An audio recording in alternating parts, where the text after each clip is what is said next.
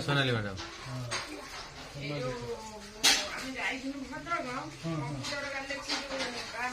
पूरीटा जना पड़ुनि आरथर कौन डाटा मेले ना जना पड़ुनि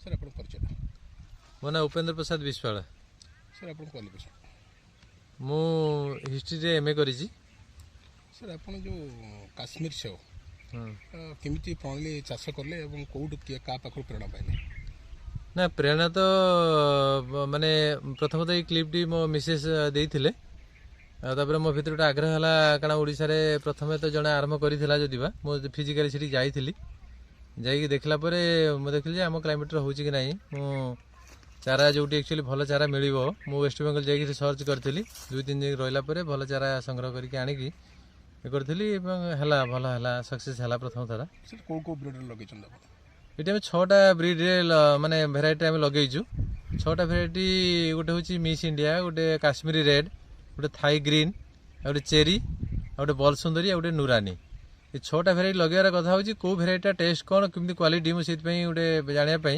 6टा भेराइटी लगेइथिली केबे स्टार्ट कले लगे 2021 एप्रिल रु ही आम आरंभ कलु माने हमर जो विश्व संक्रांति रे मु लगे आरंभ कली गछ आमे 21 रे आरंभ करिछु केते थर सर हार्वेस्टिंग कले 3 वर्ष भीतर एपट साइडटा आमे 3 थर कलु ए लगे की सेपटा फर्स्ट टाइम सेपट आरंभ हिची सर वर्ष केते इनकम करो इनकम तो एटा को आमे गथर पाखापाखि नियर अबाउट 2.5-3 लाख टका आमे इनकम करथिलु इथरे ए जो एटा 10 गुंठ जमी आमे करथिलु 12 गुंठ जमी रे एथर जे एक्सटेंड करा ही सेपटा अधिक हिची एथर को केते एकर करछ एटी पाखापाखि 1 एकर आमे करिछु तो सरकार की तरफ किसी प्रोत्साहन अछि आपन सरकार तरफ एक्चुअली ड्रिप इरिगेशन पई देइथिले पाइप फाइप किछि देइथिले आउ सेटा जदिबा देइथिले क्वालिटी एते भलो नुह ताको आमे चेंज कर देलु काढी देलु सेटा आउ तापरे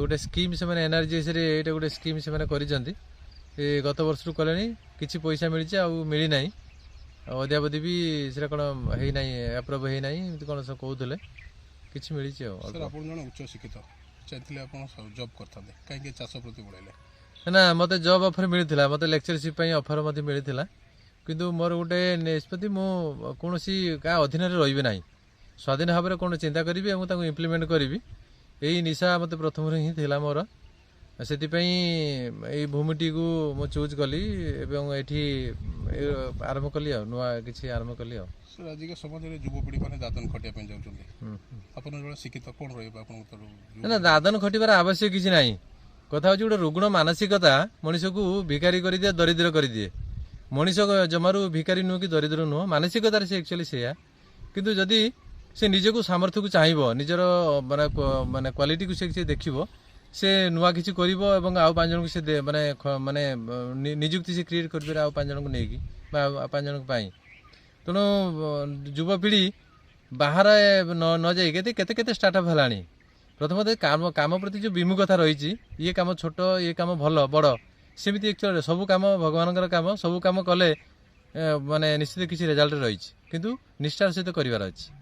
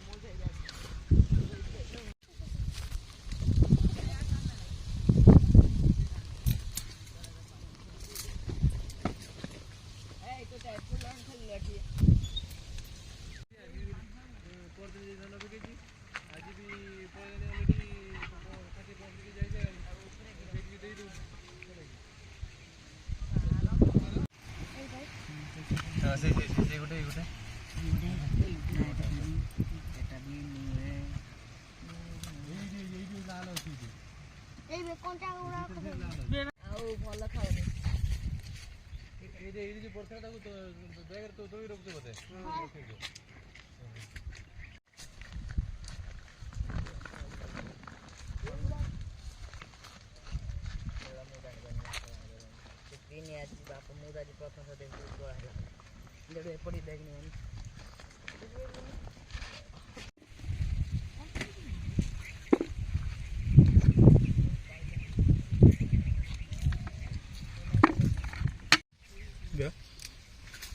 ବାଜ ଆପଣ ପରିଚୟ ମୋ ନାଁ ପ୍ରଜ୍ଞା ପାରମିତା ଠାକୁର।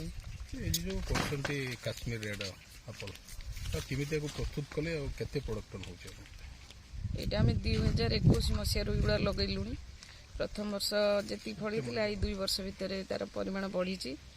ଏଥର ଗୋଟେ ଗୋଟେ ଗଛରୁ ପାଖାପାଖି 50-60 କେଜିରୁ ଉର୍ଦ୍ଧ୍ୱ କୋଳି ଅମଳ ହେଉଛି। କେତେ ୟାର ମାର୍କେଟ ଭ୍ୟାଲୁ ବର୍ତ୍ତମାନ କେତେ ଅଛି? ମାର୍କେଟ ଭ୍ୟାଲୁ ଆମେ ଏଠି ବାଡ଼ିକି ଯେଉଁମାନେ ଆସୁଛନ୍ତି ତାଙ୍କୁ ଦେଉଛୁ ସେ 100 ଟଙ୍କା ମୂଲ୍ୟରେ ଦେଉଛୁ। କେତେ ଟଙ୍କା ବର୍ଷକୁ? ବର୍ଷକୁ ଏଇଟା ତ ସିଜନାରୀ ମାନେ ଗୋଟେ ଅମଳ ମାନେ ଋତୁଭିତ୍ତିକ ଚାଷ। ଶୀତ ସମୟରେ ଆର ଫଳ ଆସୁଛି, ତେଣୁ ବର୍ଷ ସାରା ନୁହଁ ଏଇ ଶୀତ ସମୟରେ ପ୍ରଡକ୍ସନ୍ ଭଲ ହେଉଛି, ବିକ୍ରି ବି ଭଲ ହେଉଛି। ଆପଣ ଯେଉଁ ପ୍ରୋଜେକ୍ଟ କରୁଛନ୍ତି ସରକାରଙ୍କ ତରଫରୁ କ'ଣ ପ୍ରୋତ୍ସାହନ ଅଛି ଆପଣଙ୍କୁ ମିଳିଛି? ପ୍ରୋତ୍ସାହନ ସେମିତି କିଛି ନଥିଲା। ପଛରେ ଜାଣିଲା ପରେ ହର୍ଟିକଲଚର ଡିପାର୍ଟମେଣ୍ଟ ଆମକୁ ଏଇ ଡ୍ରିପିଂ ସିଷ୍ଟମ କିଛି ଦେଇଥିଲେ ପାଣି ଦେବା ପାଇଁ, ଆଉ ଏଇ ପାଣି ଦେବା ପାଇଁ ଯାହା ଦେଇଥିଲେ। ଆଉ ଆପଣଙ୍କ ଜଣେ ସ୍ୱାମୀ ଜଣେ ଉଚ୍ଚଶିକ୍ଷିତ, ଆପଣ ଏ ଯେଉଁ କାଶ୍ମୀର ସେଭ୍ କରୁଛନ୍ତି ଆପଣଙ୍କୁ ଖରାପ ଲାଗୁଛି ନା ଭଲ ଲାଗୁଛି? ନା ଖରାପ କିଛି ନାହିଁ।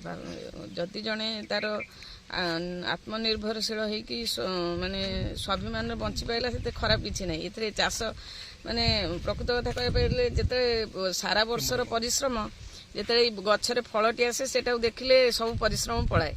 ମାନେ ଆମେ ଯେତେବେଳେ ବାଡ଼ିକୁ ଆସୁ ଭାରି ଖୁସି ଲାଗେ ଯେ ବଢ଼ିଆ ବଢ଼ିଆ ନେନ୍ତା ନେନ୍ତା ହେଇକି ଫଳ ଫଳିଥିବ, ଲାଲ ଲାଲ ଦେଖାଯାଉଥିବ, ତାକୁ କେଉଁଟା ତୋଳିକି ଖାଇବୁ କେଉଁଟା ତୋଳିବୁ ସେଇଥିରେ ଗୋଟେ ଅଲଗା ପ୍ରକାର ଆନନ୍ଦ ଅଛି। ତେଣୁ ଚାକିରି ଠାରୁ ଏଠି ମାନେ ଆତ୍ମନିର୍ଭରଶୀଳ ହେଇକି ବଞ୍ଚିବାର ଗୋଟେ ଅଲଗା ଖୁସି ବି ରହିଛି। ପରିବାର ଲୋକ ଆପଣ କେତେ ଘଣ୍ଟା ପରିଶ୍ରମ କରନ୍ତି ଆଉ କେତେ ଇନକମ୍ କରନ୍ତି?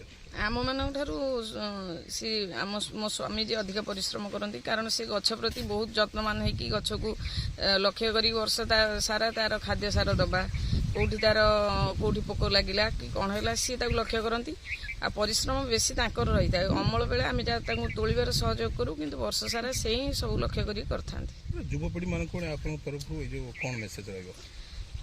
କାମ କୌଣସି କାମ ଛୋଟ ନୁହଁ, ସେ ଚାଷ ହେଇପାରେ ଆପଣଙ୍କର ଯେକୌଣସି କାମ। ଯଦି ଜଣେ ସ୍ୱଇଚ୍ଛାରେ ତାର ନିଜର ରୁଚିକୁ ନେଇକି ବଞ୍ଚିପାରିବ, ସେ ଚାଷ ଏଥିପାଇଁ କୌଣସି ଆପଣଙ୍କୁ ମାନେ ଉପାସ ଶୋଇବେନି। ଚାଷ କଲେ ଆପଣ ଉପାସ ଶୋଇବେନି। ଯୁବପିଢ଼ି ଶିକ୍ଷିତ ଯୁବକମାନେ ଆଗେଇ ଆସିବା ଦରକାର, କାରଣ ସେମାନେ ପାଠ ସାଠ ପଢ଼ିକି ନୂଆ ଟେକ୍ନୋଲୋଜିରେ ନୂଆ ଭାବରେ କିଛି କରିପାରିବେ।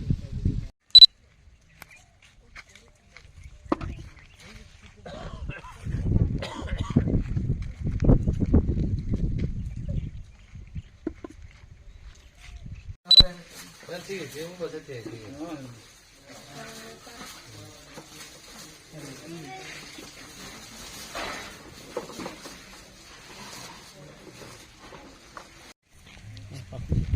ଆଜି ଆସିଛି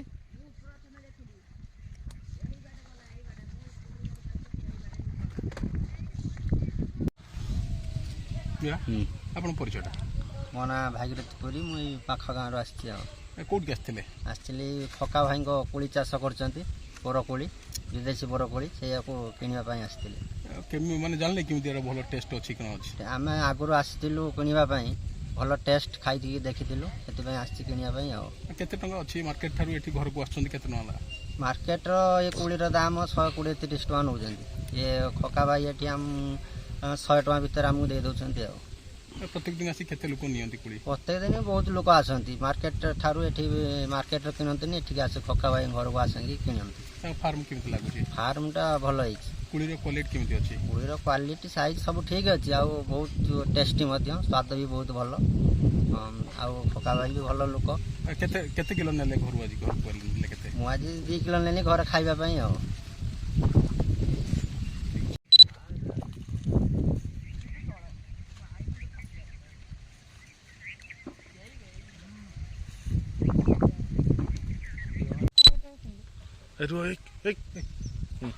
ଭାଇ ଆପଣଙ୍କ ପରିଚୟଟା? ଖୋକା ଗୌରାଙ୍ଗଗିରି। ଆପଣ କ'ଣ କରନ୍ତି ଏଠି? ଏଠି କୋଳି ଚାଷ ହୁଏ, ସେଠି ଆମେ କାମ କରୁଛୁ। ଆଉ କାହା ପାଖରେ କାମ କରୁଛନ୍ତି? ଖୋକା ବାବୁଙ୍କ ପାଖରେ କେତେ ବର୍ଷ ହେଲା କାମ କଲେଣି? ଏଇ 4-5 ବର୍ଷ ହେଲା।